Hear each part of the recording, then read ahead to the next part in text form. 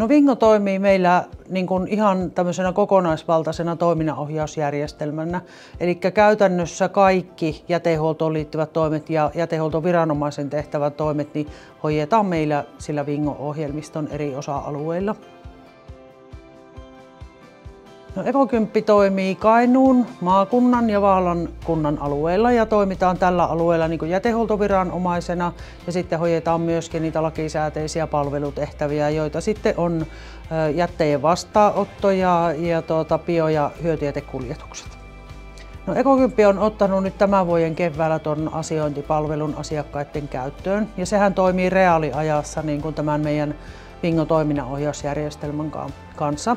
Ja ollaan myöskin asiakkaiden saavutettavissa niin kuin 24/7, eli asiointipalveluhan on yötä päivää siellä auki ja asiakas voi hoitaa niitä jätehuollon asioita ihan milloin haluaa.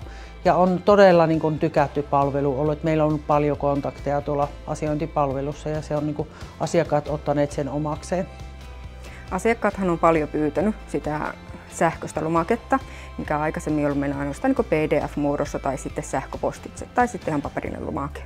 Niin nyt sähköisessä asioinnissa niin asiakkaat pystyy lupahakemuksia ja kompostointi-ilmoituksia esimerkiksi tekemään. Kaikki on yhden ohjelman takana ja toki kiertotaloutta siinä mielessä edistää, että kaikki kun menee sähköiseksi, niin tämmöinen paperiroska sitten vähentyy ja semmoinen turha arkistointi niissä.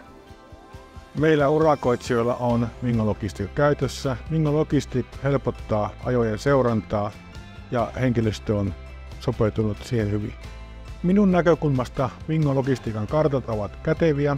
Voin seurata auton etenemistä reitillä ja tarvittaessa vaikka heittää kiireellisen tehtävän autoon kesken reitin.